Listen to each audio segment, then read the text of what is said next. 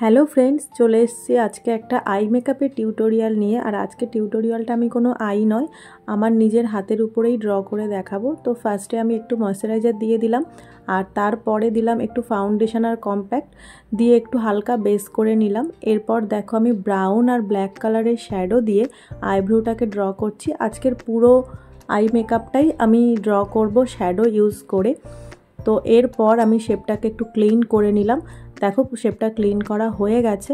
আর এরপর আমি একটু ব্ল্যাক কালারের শ্যাডো দিয়ে হালকা একটু আইলিডটা শেপ দিয়ে নিলাম। তোমরা সবাই জানো আমাদের আইলিডটা খানিকটা পাতার মতো দেখতে হয়, তো সেটার আমি একটা হালকা শেপ দিয়ে নিলাম। দেন এবার আমি আই শ্যাডো অ্যাপ্লাই করছি, যেমন আমরা ক্রিস লাইনে করে থাকি। তো আমি ডিপ পার্পল কালারের একটা শ্যাডো ইউজ করেছি, আর হালকা অরেঞ্জ আর একটু ইয়েলো দিয়ে সেটাকে ব্লেন্ড করে দিয়েছি ওপরের দিকে।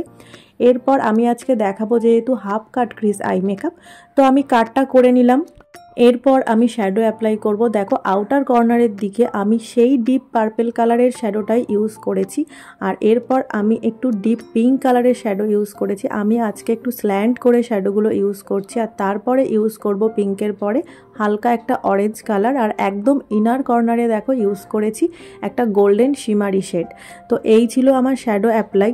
এরপর আমি শ্যাডোগুলোকে ভালোভাবে ব্লেন্ড করে দিচ্ছি একটার সাথে একটা। ভালো আই মেকআপ করার জন্য ব্লেন্ডিংটা খুব ইম্পর্টেন্ট একটা ব্যাপার, ভালো ব্লেন্ড না হলে হবে না।